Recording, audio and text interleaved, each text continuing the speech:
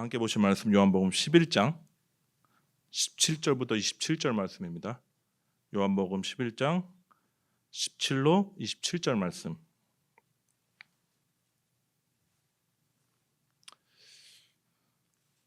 제가 봉독하도록 하겠습니다. 예수께서 와서 보시니 나사로가 무덤에 있은지 이미 나으리라. 베다니는 예루살렘에서 가깝기가 한 오리쯤 되매 많은 유대인들이 마르다와 마리아에게 그 오라비의 말로 위문하러 왔더니 마르다는 예수께서 오신다는 말을 듣고 곧 나가 맞이하되 마리아는 집에 앉았더라. 마르다가 예수께 여짜오되 주께서 여기 계셨더라면 내 오라버니가 죽지 아니하였겠나이다. 그러나 난 이제라도 주께서 무엇이든지 하나님께 구하시는 것을 하나님이 주실 줄을 아나이다. 예수께서 이르시되 내 오라비가 다시 살아나리라. 마르다가 이르되 마지막 날 부활 때에는 다시 살아날 줄을 내가 아나이다. 예수께서 이르시되 나는 부활이요 생명이니 나를 믿는 자는 죽어도 살겠고 무릇 살아서 나를 믿는 자는 영원히 죽지 아니하리니 이것을 내가 믿느냐. 이르되 주여 그러하외다. 주는 그리스도시요 세상에 오시는 하나님의 아들이신 줄 내가 믿나이다. 아멘.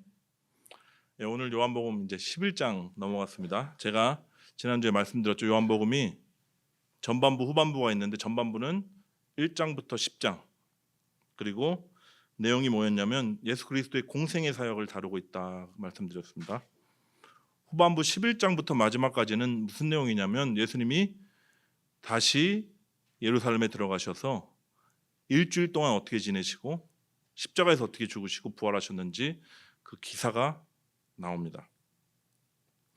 요한복음 전반부 그 예루살렘 공생의 사역이 어떻게 마무리되었는지 잠시 한번 생각해 보시죠. 요한복음 10장 성전에 예수님 가셨죠. 성전에 가셨는데 이방인의 뜰 가장 바깥에 변두리를 거니시다가 유대인에게 둘러싸여서 굉장한 위협을 당하십니다. 급기야 신성모독이라는 이유로 돌로 쳐 죽음을 당할 그런 위기에 빠지세요. 빛이 세상에 왔는데 세상이 도무지 알아보지를 못하고요. 알아볼 수도 없었습니다. 왜냐하면 어둠이니까요. 이 요한복음 10장 마지막 부분에 이렇게 보시면 예수님께서 영문 밖으로 향하십니다. 요단강 저편에 가셨다 이렇게 나오는데 이곳 지명이 베단이라는 곳이에요. 여기 지도를 잠깐 보시면 저기 오른쪽 동그라미 이게 줄이 한 줄이 쫙 가 있죠. 밑에 사해에서 위에 갈릴리 호수까지 줄이 가 있는 게 요단강이고요. 그 오른쪽 지역이에요. 그 오른쪽. 다시 말해 유대인들의 그 몰 이해와 핍박을 등지고 요단강을 건너셔서 이스라엘 밖으로 나가신 겁니다. 이스라엘 밖으로. 이 베단이라는 지역 이름이요. 히브리어인데 베이트와 아니의 합성어예요. 그게 무슨 뜻이냐면 가난한 자의 집이다. 저희 교회 이름과 같습니다. 베다니 교회라고 지을 걸 그랬어요. 가난한 자의 집 또는 고난의 집 이런 뜻입니다. 이 지명에 걸맞게 그 영문 밖에 사는 사람들이 주로 이방인들이나 부정한 자들 아니면 범죄를 저지르고 추방당한 사람들, 죄인이라고 손가락질 받는 사람들이었습니다. 근데 이 낮은 자들에게 마음이 가난하고 애통한 자들에게 예수님이 친히 찾아가신 것입니다. 마지막 공생의 사역으로 여기를 찾아가셨어요. 여러분 잘 보십시오. 예수님께서 그곳에서 무슨 표적을 보이신 그런 기록이 없습니다. 심지어 알아듣지도 못하는 유대인들에게는 그렇게 많은 말씀을 설명을 하셨는데 이들에게는 어떤 성경을 풀어주시거나 가르침을 주셨다 이런 내용도 없어요. 근데 그 영문 밖에 사는 지극히 작은 자들이 예수님을 믿었다 이렇게 기록되어 있습니다. 성전 안의 유대인들 그리고 영문 밖에 요단 저편에 사는 이 사람들, 이 극명한 대조에 한번 주목해 보세요. 예루살렘 성 안에는 주로 유력자들이 살았습니다. 우리로 치면 중산층 이상. 특별히 성전에 막 와 있는 사람들은 소위 높으신 분들이 많았어요. 이들에게 예수님 수많은 표적을 보여주셨고요. 또 이들은 직접 그것을 목격했습니다. 수많은 예수님의 말씀을 들었어요. 그렇게 많이 듣고도 안 믿었습니다. 오히려 자신들이 본 표적 때문에 이를 갈았고요. 그 가르침 가운데 어떤 꼬투리를 잡아서 예수님을 죽이려고 그랬어요. 근데 영문 밖에 사는 사람들이죠. 예수님의 표적에 대한 소문만 들었을 텐데 이렇게 얘기하죠. 요한이 이 사람을 가리켜 말한 것이 다 참이다 하면서 많은 사람이 예수님을 믿습니다. 예수님께서 부활하신 후 그 의심하는, 지금 날씨가 참 춥습니다. 예, 감기 조심하시고, 저 감기 새아가 감기 걸려가지고 제가 혼자 노래 부르다가 목이 터지는 줄 알았습니다. 다시 돌아가서 여러분, 도마가 이런 얘기했던 거 기억하시죠? 예수님 좀 보여주면 내가 믿겠습니다. 부활하신 예수님한테. 그때 예수님 뭔 얘기하셨냐면, 너는 나를 본고로 믿느냐? 보지 않고 믿는 자는 복되도다, 이런 얘기를 하세요.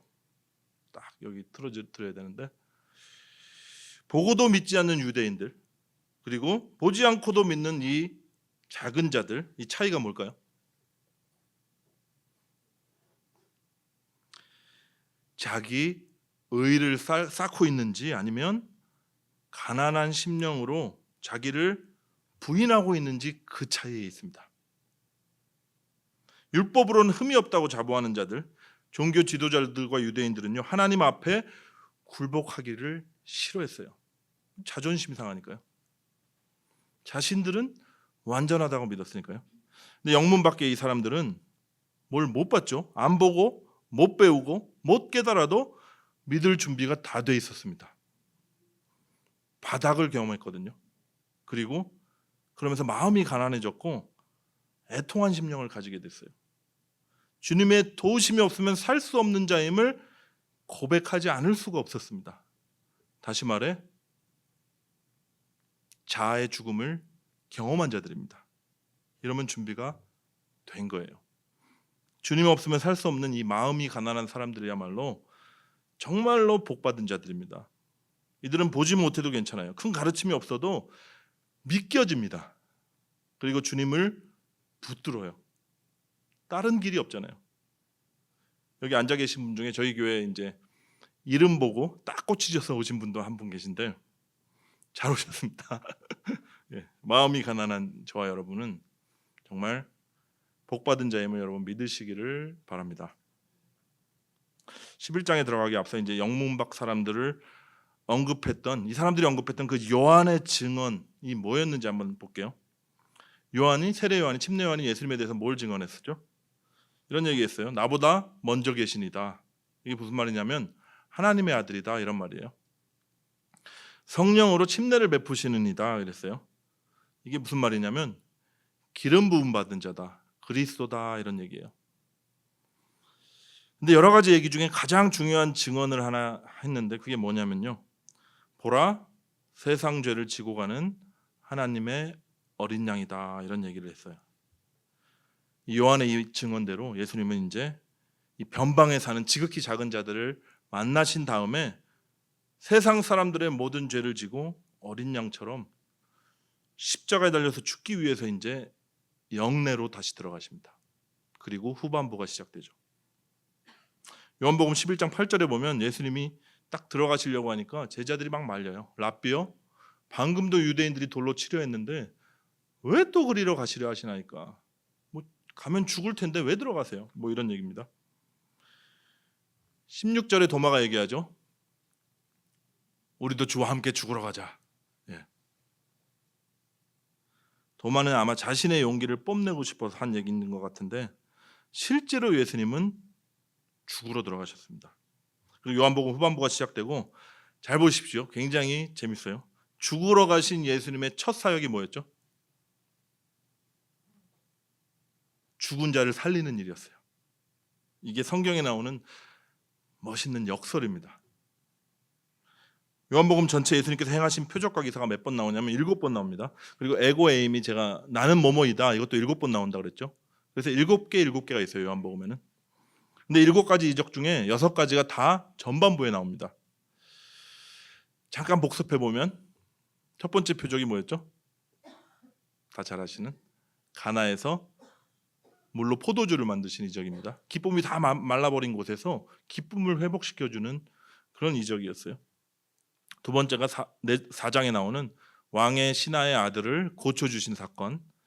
세 번째는 베데스다 연못에서 38년 된 병자를 고치시는 이적이었습니다. 네 번째가 뭘까요? 힌트 드리자면 사람들이 제일 좋아하고 열광했던 표적입니다. 네, 오병이어. 네, 물고기 5개랑 아니죠, 떡 5개랑 물고기 2마리로 네, 5천 명을 먹이신 사건. 이게 그동안의 이적은 와 신기하다, 저 사람이 뭔가 신통한 하나님 보낸 사람 같다 하는 정도에 그쳤는데, 이거는 자기 배들을 불렸거든요. 실질적인 이득을 취했어요. 그러니까 얼마나 좋아했습니까? 다섯 번째가 무리를 걸으신 표적이었고요. 여섯 번째가 얼마 전에 살펴봤죠. 날 때부터 맹인되었던 자의 눈을 뜨게 한 사건이었습니다. 뭐 침 탁 뱉으시고 지능에 막 이기신 다음에 바르시는 다소 지저분한 방식을 사용했던 그런 이적인데, 여러분 뭐 보셨는지 모르겠지만 논산 훈련소 병장들이 가장 제일 좋아하는 그 연못, 실로암 연못에 가서 딱 씻으니까 눈이 떠지는 이적이었어요. 못 보셨나 보네. 나중에 한번 찾아보십시오. 논산 훈련소 실로암 이렇게 한번 쳐보세요. 굉장히 재밌는 광경을 목격하실 겁니다. 어쨌든 오늘 살펴볼 이 마지막 표적이 이제까지 나왔던 6가지랑은 비할 바가 안 되는 정말 굉장한 사건입니다. 죽은 나사로를 살리신, 죽은 자를 살리신 이적이에요. 1절 한번 보시죠. 어떤 병자가 있으니 이는 마리아와 그 자매 마르다의 마을 베다니에 사는 나사로라. 여기 나오는 이 베다니가 아까 제가 말씀드렸던 그 영문 밖에 요단 저편의 베다니랑 다른 유대 땅 안에 있는 베다니입니다. 다시 보시면 왼쪽에 동그라미, 그러니까 오른쪽에 계시다가 왼쪽으로 가신 거예요, 예수님이. 예루살렘에서 멀지 않은 곳에 대략 오리쯤 떨어져 있다, 이렇게 성경에 나와 있는데, 그 뜻이 뭐였죠? 베다니? 가난한 자의 마을, 집, 이런 뜻이었습니다. 베이트니까 집, 고난의 집. 성경학자들은 이렇게 추정합니다. 유대 안에 있는 이 베다니도 역시 그 이름에 걸맞게 주로 가난한 자들이 살았던 곳일 것이다. 그리고 멸시받는 자들이나 병자들이, 죄인들이 많이 살았던 곳일 것이다, 이렇게 추정합니다. 본문 1절에 어떤 병자라고 나오죠. 어떤 병자. 이 사람이 바로 베다니에 사는 나사로였어요. 여기 나사로라는 이름이, 성경의 이름도 잘 한번 보셔야 되는데, 히브리어 엘 나자르라는 그 이름에서 어원이 왔다고 해요. 그 뜻이 뭐냐면 하나님은 돕는 자시다, 이런 뜻이에요. 요한이 어떤 병자를 베다니에 사는 나사로다 하고 굳이 소개한 이유가요, 이는 가난한 자의 집에 사는 하나님의 도우심이 없으면 살 수 없는 그런 자였다라는 의미를 내포합니다. 고난의 집, 이 가난한 집에 사는 것도 서러운데 병약하게까지 했던 것 같아요. 근데 그 나사로가 이제 중병이 들어서 죽을 날만 기다리고 있습니다. 근데 이 나사로가요, 저와 여러분을 대표하는 거예요. 지금 죽음이 운명이고 죽음이 절대 권력인 세상에서 태어났어. 온갖 고난과 어려움 속에서 병들고 지쳐 하나님의 도우심만을 바랄 수밖에 없는 인생. 이게 바로 저와 여러분을 말씀하시는 거예요. 따라서 나사로가 죽었다가 살아난 이 표적은요, 저와 여러분의 죽음과 부활을 상징합니다. 예수님께서 십자가 달려 죽으시고 부활하심으로 저와 여러분을 살려내시겠다는 걸 아주 극명하게 보여주는 표적으로 시작하는 거예요.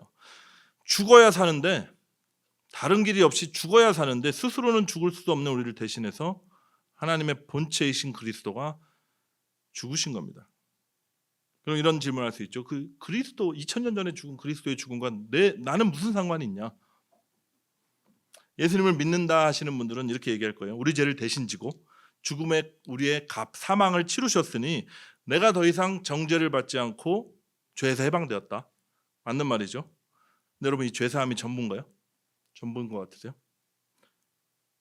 그 십자가의 도에는 더 깊은 경지가 많이 있어요. 오늘 말씀드리는 것도 전부가 아닙니다. 그렇지만 더 깊이 들어가 보면 바로 그리스도의 죽음에 합해서 그리스도와 함께 내가 죽었다 하는 것이 굉장히 중요합니다. 로마서 6장 5절을 함께 봉독하겠습니다. 시작. 만약 우리가 그의 죽으심을 본받아 연합한 자가 되었으면 또한 그의 부활을 본받아 연합한 자가 되리라. 주님과 주의 죽으심과 연합해서 죽었던 우리는요, 또 그분과 합해서 부활했다라고 선언하고 계신 겁니다. 이게 하나님의 세계 안에서, 하나님의 나라 안에서 이미 다 성취된 진리예요. 우리가 못 느끼고 있을 뿐이죠. 죽기 위해 오신 하나님이십니다. 예수님. 그 주님이 영원에서 우리가 사는 이곳으로 뚫고 들어오신 것, 이 성육신은요, 십자가에서 죽으시기 위함이셨는데 죽으심으로 다시 영원으로 돌아가시기 위한 것이 아니었어요. 우리 안에 들어오시기 위해서 그분은 십자가에 달리셨습니다. 하나님의 뜻을 성취하기 위해서였어요. 여러분, 하나님의 뜻이 무엇인가요? 성경에 계시된, 특별히 요한복음에서 계속 나오는 하나님의 뜻이 뭐냐면 우리를 죽이시는 것이고 또한 우리를 살리셔서 부활을 살게 하시는 거예요. 영원히 주님을 알아가고 또 그분과 친밀한 교제를 나누는 그 영생을 지금 여기서 누리게 하시는 것입니다. 이를 위해서 우리에게 믿음을 주시는 것이고요, 또 우리에게 순종의 열매를 맺게 하셔서 그리스도의 장성한 분량에 이른다, 이런 표현이 쓰시는데, 오직 그리스도만이 남은 자로, 다시 말해서 작은 그리스도로 만들어서 우리를 하늘되게 하시는 게 아버지의 뜻이었어요. 그분은 멈출 수 없는 열정으로 지금도 그 일을 행하고 계시고 반드시 이루실 것입니다. 물 한 모금 먹고 다시 본문으로 돌아가 보면요, 마리아와 마르다가 예수님께 사람을 보내죠. 그리고 자기 오라비의 상태를 말해줍니다. 주여, 보시옵소서, 사랑하시는 자가 병들었나이다, 이렇게 얘기해요. 사람을 보내서 얘기하지만 사실은 자신들의 어려움을 토로하고 있는 기도죠, 이게. 근데 여기서 잘 보십시오. 우리 오라버니가 아픕니다, 이렇게 얘기도 안 하고요, 나사로가 아픕니다, 이렇게 얘기 안 하고 사랑하시는 자가 병들었습니다, 이렇게 말해요. 이 얘기를 보면 예수님과 나사로가 얼마나 친밀한 관계 가운데 있었는지, 예수님이 얼마나 그를 사랑했는지 우리가 알 수가 있습니다. 예수님이 이렇게 대답하시죠. 이 병은 죽을 병이 아니라 하나님의 영광을 위함이요 하나님의 아들이 이로 말미암아 영광을 받게 하려 함이라 하시더라. 요한복음 9장에서 비슷한 얘기 들으신 적 있죠? 예. 소경의 눈을 뜨게 하실 때 그 전에 제자들이 묻죠. 이 사람의 죄 때문입니까? 아니면 부모의 죄 때문입니까? 무슨 저주를 받아서 왜 소경인 채로 태어났습니까? 그러니까 이렇게 얘기해요. 이 사람의 죄도 아니고 부모로 죄로 인한 것도 아니라 그래서 하나님이 하시는 일을 나타내고자 하심이라. 우리가 오해하지 말아야 될 것이 있는데, 하나님은 자신의 영광을 나타내시기 위해서 죽을 병에 걸리게 하시는 분이 아닙니다. 예. 우리에게 뭐 병 주고 약 주는 식으로 자신의 영광을 드러내지 않으세요. 이 소경이 태어날 때부터 그렇게 태어난 것은요, 아니면 또 나사로가 죽을 병에 걸린 것은요, 우리도 마찬가지예요. 우리가 고난과 어떤 어려움 가운데 처하게 되는 것은 죄와 죽음이 득세해버린 이 타락한 세상 가운데서 당연히 일어날 수밖에 없는 일뿐이에요. 그런데 주님께서 그 자리에 오시겠다는 거예요. 그 자리에 오셔서 하나님의 일을 이루시겠다는 겁니다. 아버지의 영광을 나타내시겠다는 거예요. 여러분, 하나님 영광이 무엇입니까? 여러분이 생각하는 하나님께 어떻게 할 때 우리 아들의 영광을 받게 될까요? 제가 어렸을 때 생각하는 것처럼 뭐 세상적으로 성공해서 큰 부자가 되거나 높은 자리에 올라서 이 모든 것이 하나님 은혜 때문입니다, 하나님이 하셨습니다, 영광 받으소서 하면 영광이 올려질까요?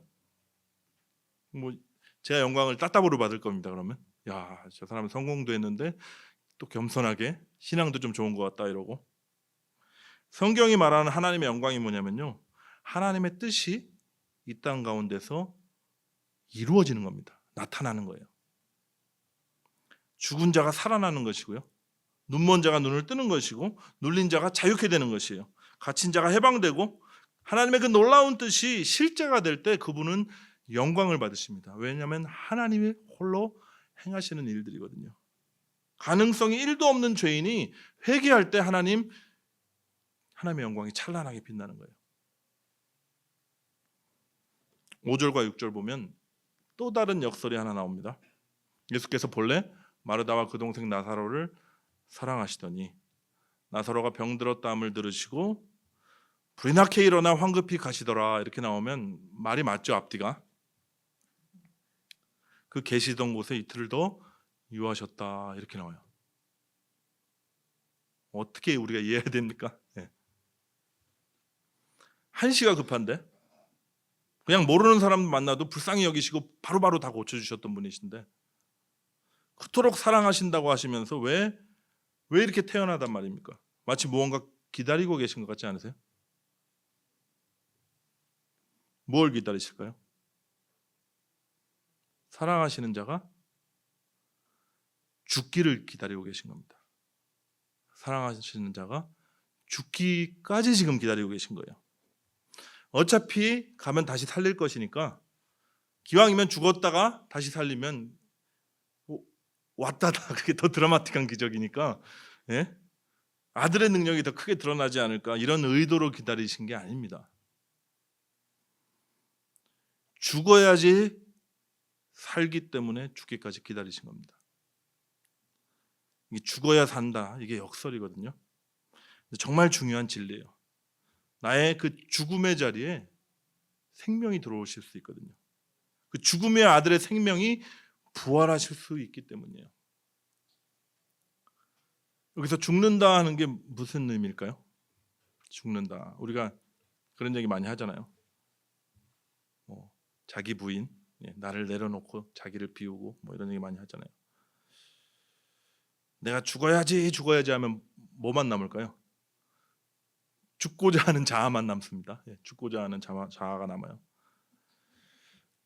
그럼 죽는 게 뭐냐면 나는 스스로 죽을 수도 없는 자입니다. 나는 내 자신을 내가 어떻게 비우는지도 모르고 어떻게 내려놓을 수 있는지도 모릅니다.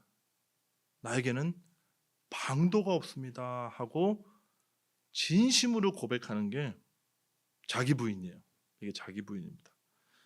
이런 고백이 10년 가운데 막 터져 나오잖아요.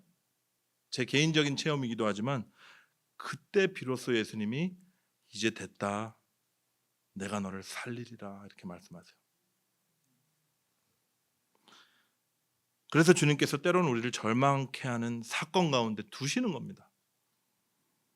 우리 삶 속에 여러 가지 문제들이 있죠. 질병도 있고 자녀 문제도 있고 자녀 문제가 정말 힘들어요. 부부간의 갈등이 있을 수도 있고 경제적인 문제도 터지고 내 힘으로는 어떻게 할 수가 없는 이 수많은 장애물과 어려움들을 겪도록 내버려 두시는 것 같은 거예요. 완전히 비우시는 과정입니다. 비워야 채울 수가 있으니까요. 우리가 죽어야 부활할 수 있으니까 그렇게 하시는 거예요. 근데 제가 질문 하나 드릴게요. 여러분, 모든 사람이 이 절망하는 자리까지 바닥을 치고 절망하는 자리까지 가면 다 부활에 참여하나요? 아니에요. 수많은 사람들은 그냥 절망해버려요. 포기하는 사람들도 있고요.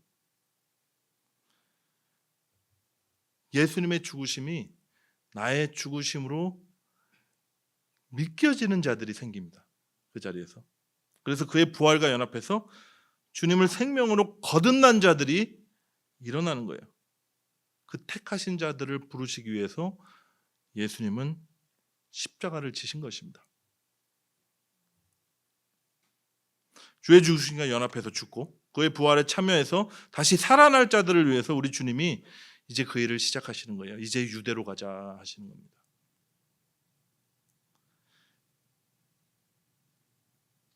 죽으면 다 끝나는 줄 알죠, 우리는.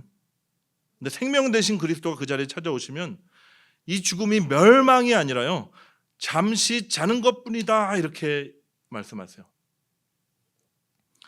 우리 친구 나사로가 잠들었도다. 그러나 내가 깨우러 가리라. 여러분 멋있지 않으세요? 너희들이 그토록 두려워하던 그 죽음은 이제 아무것도 아니다 선언하시는 거예요. 내가 사망을 이길 것이다.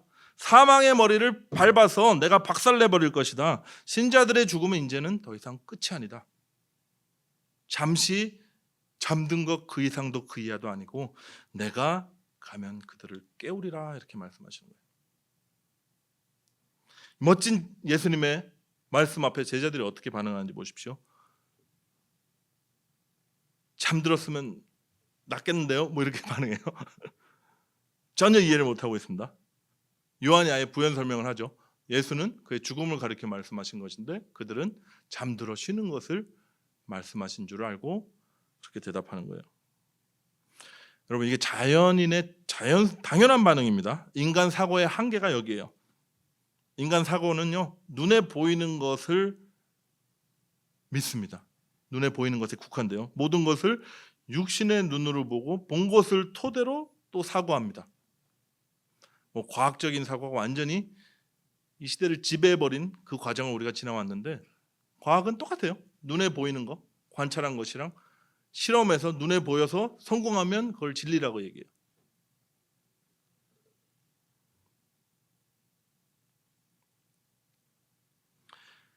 여러분, 근데 이 여전히 장님과 같은 이들의 눈을 깨우겠다고 주님 말씀하십니다.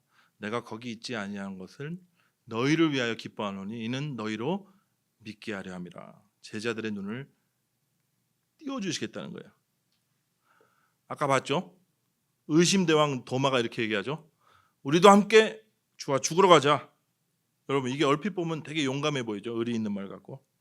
근데 눈에 보이는 것 말고 눈에 보이는 것만 믿고 그대로 해석하는 인간들이 하는 고백이 이와 같아요. 우리 죽으러 가자. 우리 죽자. 자신의 어떤 용기와 결단, 어떤 자신의 행위를 지금 내세우는 겁니다. 근데 실제로 어떻게 하죠? 도마가 죽나요? 못 죽어요. 예수님의 수제자 베드로도 같은 얘기한 적 있죠. 내가 주와 함께 죽을지언정 주를 부인하지 않겠습니다. 이런 얘기예요. 근데 실제로 어떻게 했나요? 예수님을 3번이나 부인했어요. 그 자그마한 계집종 앞에서 예수를 저주하면서 모른다고 했습니다. 여러분, 이게 인간이에요. 아무리 결심해도 안 돼요. 노력하고 장담해도 못하는 것이 우리 한계입니다. 그래서 죽어야 되는 거예요.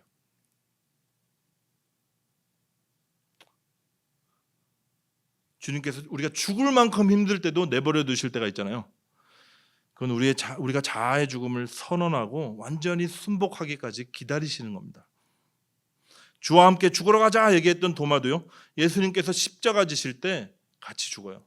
어떻게 죽죠? 도망가 버립니다. 죽어도 주님을 부인하지 않겠다 하던 베드로도, 호언장담하던 그도 역시 예수님 잡히시던 그 밤에 완전히 죽습니다.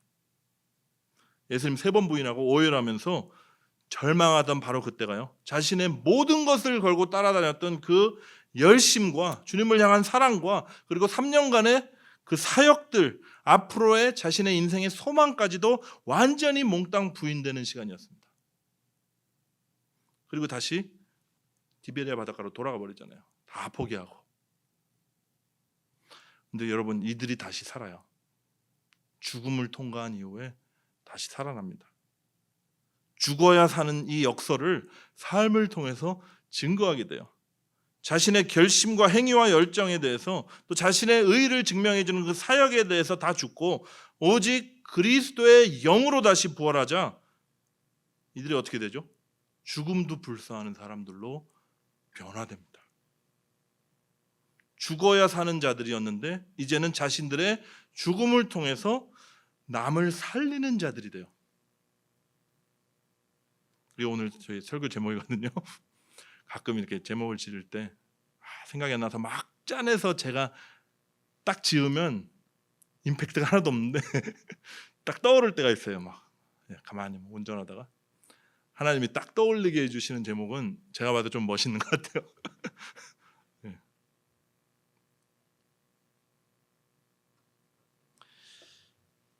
여러분, 이게 구원이에요. 거듭남이 이런 거예요. 놀라운 이 구원의 역사, 거듭남을 이루시기 위해서 주님이 이제 죽으시러 가신 것입니다. 그리고 죽으셨고 부활하셨어요. 어디 부활하셨나요? 2000년 전에 부활해서 하늘로 쏙 올라가서 이제는 끝인가요? 죽은 자들 안에 들어오셔서 그들을 살리심으로 그들 안에 부활하셨습니다.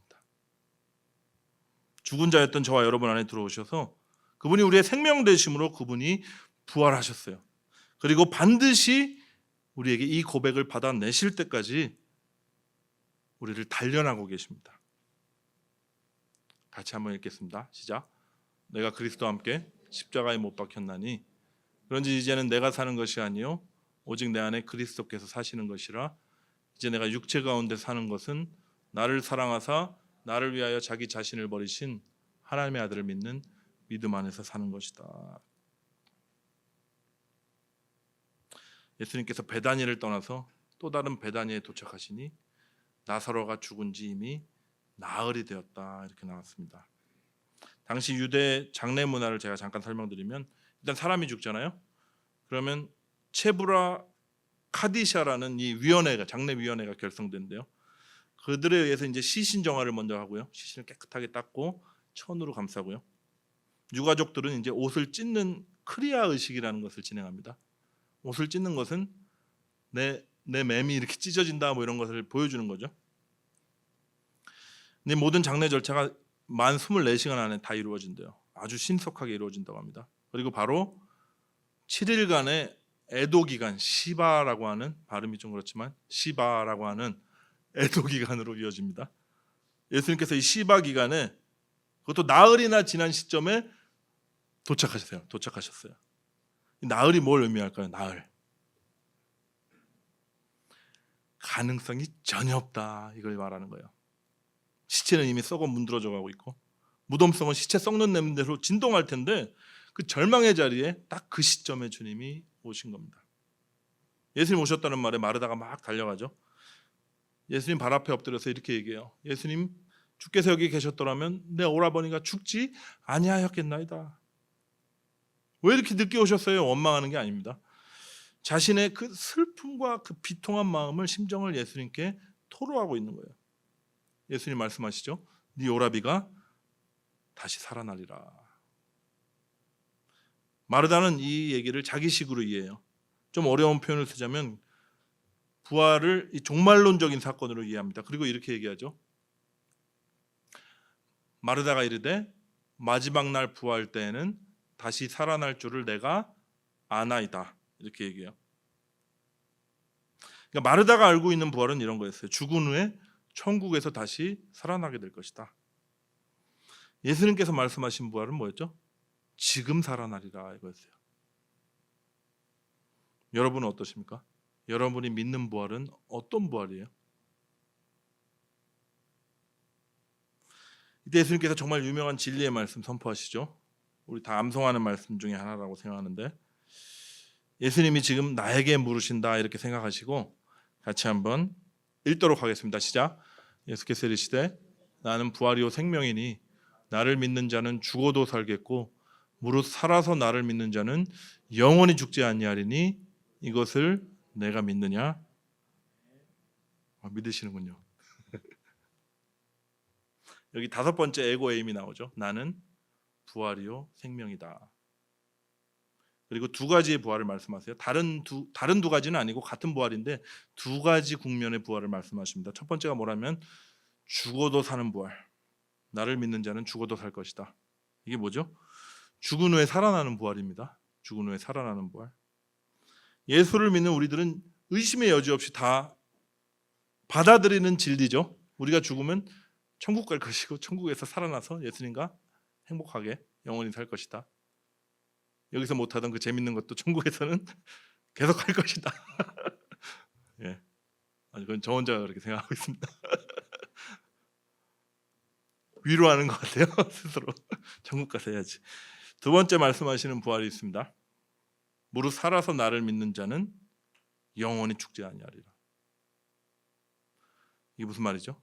부활은 우리가 기다려야 되는 것이 아니라 지금 누려야 되는 것이다 말씀하시는 거예요. 우리가 소망해야 되는 것이 아니라 부활은 이미 우리에게 왔다 얘기하시는 겁니다. 우리가 이 현재적 부활을 우리가 현실에 적용해야 되는데 별로 잘 못해요. 실력이 상당히 모자랍니다.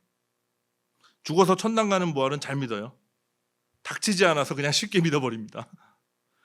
죽기 직전이 되면 막 못 믿고 바들바들 떠는 분들도 많다 그래요. 닥치니까. 근데 지금 부활을 경험하고 누리고 있냐라는 이 질문을 하면 솔직히 자신이 없어 합니다. 제가 질문하겠습니다. 표정 잘 보고 있겠습니다. 여러분은 지금 여러분의 삶 가운데 부활을 경험하고 영생을 누리고 계십니까? 반반인 것 같습니다. 여러분 명심하세요. 부활은 예수님이 미래적인 내세적으로 약속한 것에 그치지 않습니다. 그분은 우리 안에 들어오셔서 우리의 부활이 되어주셨습니다. 나는 부활이다. 부활이 현재 나에게 있는 거예요. 이 사실을 우리가 믿는 겁니다. 그리고 현재 부활을 소유한 그 삶은요, 의미가 있어집니다. 왜냐하면 우리는 자꾸 내일을 생각하거든요. 내일을 생각하니까 오늘의 의미가 자꾸 희석돼요. 네. 오늘은 그냥 대충 버티고 내일은 좋겠지. 제가 좋아하는 옛날 시인이 쓴 시에 나오는 내용인데, 내일이 오면 오늘이 되는 거예요. 내일이 오면 오늘이 되는 겁니다. 우리는 나에게 허락한 오늘을 아름답게 살아야 되는데 어떻게 아름답게 삽니까? 부활과 함께 살면 돼요. 부활과 함께. 뭔 소린가 하시는 표정들이라서, 부활하시고 우리의 생명 되신 그리스도가 오늘 나와 함께 계십니다. 오늘 나와 함께 계세요. 내일이 되면 그 날은 또 오늘이 되겠죠. 근데 그 오늘에도 그리스도가 함께 계세요. 모레도 글피도 이게 부활을 현재적으로 누리는 겁니다.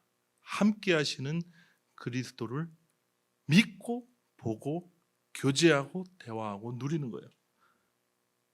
그리고 지금 여기서 누리는 그 부활이 영원히 이어지는 게 뭐예요? 그게 영생이에요. 생명입니다. 여러분, 예수님께서 십자가에서 자신의 목숨까지 내어놓으시기까지 우리를 구원하신 구원은 그냥 예수 믿고 죽어서 천당 가라는데 그치는 그 정도의 것이 아니에요. 우리가 그 풍성한 은혜를 누리지 못하고 그냥 오늘 하루 버티면서 살다가 죽으면 천당이나 가야지 하는 소망 품고 산다면 그게 얼마나 억울한 일입니까? 그게 무슨 일 같냐면, 제가 어떤 책에서 읽었는데 마치 좋은 대학에 합격했는데 그 합격증을 딱 이마에 붙이고 다니는 것 같다, 이렇게 얘기하더라고요. 이게 무슨 말이냐면, 자랑은 하고 싶은데 현실의 삶 속에서는 아무런 배움도 소용도 유익도 없는 거예요. 그냥 붙이고 다니니까. 합격증만 있다고 뭐 식당에서 밥 공짜로 주는 것도 아니고 지하철 공짜로 탈 수 있는 것도 아니고 아무것도 아니잖아요. 합격의 기쁨은 물론 기쁘죠. 근데 뭐예요? 이를 통해서 더 나은, 더 높은 목적을 향해서 나아갈 수 있도록 그 길이 열렸다는 거예요. 우리의 구원도 마찬가지입니다. 우리가 그곳까지 나아가게 하시는 거예요. 기껏 구원은 받아놓고 그 구원 안에 감춰진 풍성한 그 영생은 하나도 누리지 못하고 그런 인생을 사시겠습니까? 나에게 하나님의 예비하신 이 풍성함을 삶에서 누릴 실력이 없으니 우리 주님께서 십자가에서 죽으시고 저와 여러분은 안에서 부활하신 겁니다. 우리 입장에서는 그분이 부활하신 것이고 그분은 우리를 소유하신 거예요. 아버지께서 나를 사랑하시는 것은 다시 목숨을 얻기 위하여 목숨을 버림이라, 이렇게 얘기하셨죠. 목숨을 어떻게 얻으세요? 수많은 목숨을 얻으시겠다는 거예요. 저와 여러분 포함해서. 저와 여러분, 우리 예수님은 우리의 생명 되시기 위해서 자신의 목숨을 버리셨습니다. 그리고 우리 목숨 안에 들어오셔서 우리의 주인이 되셨어요. 우리 옛사람은요, 어떤 자였죠? 살았으나 살아있지 않은 자와 같았습니다. 죽어야 사는 그런 존재였어요. 근데 그런 우리를 예수님 기필코 죽음의 자리까지 끌어내리셨고 또 살리셔서 예수 생명으로 거듭나게 하셨습니다. 그리스도의 생명으로 새롭게 태어난 우리는 이제 어떤 자가 되는 거냐요? 살리는 자가 되는 거예요. 내가 죽어서 남을 살리는 자가 된 것입니다. 얼마 안 남았습니다. 같이 읽고 시작. 기록된 바 첫 아담은 산 영이 되었다함과 같으니 마지막 아담은 살려주는 영이 되었다. 살려주는 그 영이 우리 안에 오셔서 하나 되셨다. 그 때문입니다. 이 시간 주님을 찬양했으면 좋겠어요. 내가 죽어야 사는 자였는데 이제는 내가 죽어서 남을 살리는 자로 우리를 빚어가시는 그 주님을 찬양합시다. 여러분, 생명이 생명을 낳는 것이거든요. 그래서 우리 안에 거하시는 그 생명이 다른 생명을 낳을 겁니다. 저와 여러분을 구원해 주신 그 주님은요, 우리를 계속해서 빚으시고 단련하셔서 반드시 내가 죽어서 다른 사람이 살아나는 작은 그리스도로 만들어 가실 거예요. 하나님은요, 죽음처럼 보이는 자리, 자존심과 우월감을 버리고 자기 자신을 내어놓는 그 섬김과 사랑의 자리에 당신을 나타내실 것입니다. 여러분, 마음껏 섬기세요. 아까워하지 마시고 마음껏 내어주고 마음껏 사랑하십시오. 그게 저와 여러분을 향하신 하나님의 계획이었고 저희를 구원하신 그분의 뜻입니다. 우리 인생에서 정말 살아볼 만한 가치요, 기쁨이고 영광입니다. 사랑할 수 없는 자를 사랑하는 것이고 용서할 수 없는 자를 용서하는 것이고 그 일을 먼저 행하셨던 그 예수님처럼 우리도 위로하는 것이고 용서하는 것이고 사랑하는 자들로 우리가 사는 거예요. 주님이 그렇게 우리를 변화시켜 나가고 계십니다. 만군의 여호와의 열심히 이를 이루실 거예요. 어떻게? 힘도 아니고 능도 아니요 오직 여호와의 신으로. 함께 기도하시겠습니다. 하나님 아버지, 저희들은 죽어서 가는 천국, 내세에 누릴 부활만 생각했는데 오늘 말씀을 통해서 내가 지금 오늘 하루를 부활을 살아내고 또 영생을 맛보아야 함을 알려주셔서 감사합니다. 근데 우리가 그렇게 할 수 있는 자들이 아니고 능력도 없사오니 우리 안에 오신 주님께서 우리의 부활 되시고 생명 되셔서 우리가 마땅히 살아내야 할, 우리가 마땅히 누려야 할 그 영광을 주님 보게 하옵소서, 살게 하옵소서. 시간 찬양과 기도로 나아갈 때 우리의 마음이 주를 향하게 하시고 우리의 마음을 만지시며 참으로 날마다 부활이요 생명 되신 그리스도와 함께 호흡하고 주님을 먹고 마시며 살아가는 우리의 복된 삶이 시작되게 도와주시옵소서. 예수 그리스도의 이름으로 감사하며 기도합나이다. 아멘.